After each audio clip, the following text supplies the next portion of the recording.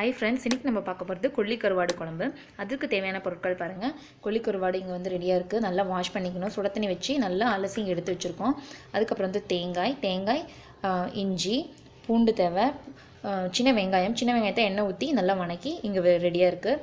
2 சின்ன தக்காளி தேவை. அதுக்கப்புறம் வந்து அரைக்க தேவையான பொருட்கள் பாருங்கள். செலவு வந்து கொத்தமல்லி, சீரகம், அதுக்கப்புறம் வந்து அரிசி, மிளகு, இந்தளவு நம்ம நல்லா வெறுமானலில் நல்லா வணக்கிட்டு அரைச்சிக்கணும். அதே மாதிரி மிளகாய், நம்ம காரத்துக்கு ஏற்ற வரமிளகாய், அதுக்கப்புறம் சிறிதளவு வெந்தயம். இதெல்லாமே நான் வந்து வெறுமானலில் நல்லா வணக்கி ரெடியாக வச்சுருக்கோம். இதெல்லாமே நல்லா விழுதாக அரைச்சி எடுத்து வச்சுக்கணும். எப்படி செய்கிறதுங்க பார்க்கலாம். ஃப்ரெண்ட்ஸ், நான் சொன்ன மாதிரி செலவில் நம்ம வறுத்து வச்சுருந்தோம். அரைச்சாச்சு, நைஸாக அரைச்சி ரெடியாக வச்சுருக்கோம். 2 தக்காளி, அதுக்கப்புறம் இந்த செலவு எல்லாமே நம்ம அரைச்சி வச்சாச்சு. அதுக்கப்புறம் புளி தேவையான அளவு, குழம்புக்கு தேவையான அளவு புளி கரைச்சி வச்சுக்கோங்க. அதுக்கப்புறம் மஞ்சத்தூள், கடுகு, கருவேப்பிலை, தாளிக்க எண்ணெய். ஸ்டவ் ஆன் பண்ணிக்கோங்க. ஒரு பாத்திரத்தை வச்சுக்கோங்க. நம்ம தேவையான அளவு எண்ணெய் ஊற்றிக்கலாம்.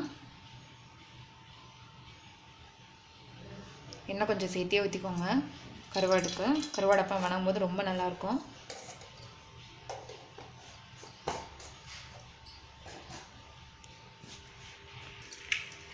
எண்ணெய் நல்லா காஞ்சிருச்சு. கடுகு போட்டுக்கலாம்.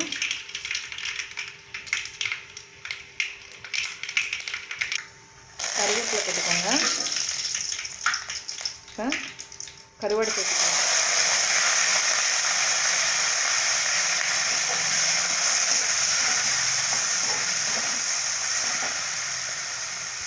சிறிதளவு மஞ்சத்தூள் சேர்த்திக்கலாம். தேவைக்கேற்ப கல்லுப்பு. இப்போ நல்லா வணக்கி விடுங்க. எண்ணெயில் கருவாடு நல்லா வணங்கணும்.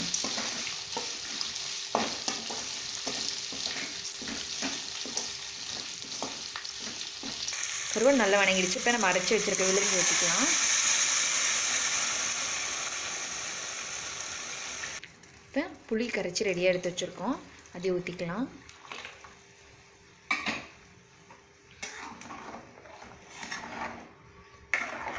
தேவைக்கேற்ப தண்ணி ஊற்றிக்கலாம். குழம்புக்கு தேவைக்கேற்ப தண்ணி. இப்போ நல்லா கொதிக்கட்டும். கருவாடு வந்து ரொம்ப நல்லது. சளி பிரச்சனை இருக்கவங்களாம் இந்த மாதிரி கருவாடு சேர்த்திக்கிட்டா சரியாயிடும். அதுவும் இல்லாமல் ரத்தத்தை வந்து சுத்தம் பண்ணும். இது வந்து அதிகமாக சேர்த்திக்கோங்க. இப்போ வந்து நல்லா கொதி வரட்டும். கொதிச்சதுக்கப்புறம் எந்த அளவுக்கு இருக்கணும் நான் உங்களுக்கு காட்டுறேன். ஃப்ரெண்ட்ஸ் பாருங்கள், நல்லா கொதிச்சுட்ருக்கு குழம்பு. நல்லா கொதிக்கணும். அதே மாதிரி வந்து கருவாடு நல்லா வேகணும். வெந்துருச்சான்னு பார்த்துட்டு இறக்கிட வேண்டியது தான். ரொம்ப டேஸ்ட்டாக இருக்கும். கொஞ்சம் கெட்டியான மாதிரி வரணும். தனி மாதிரி இறக்கிடாதீங்க.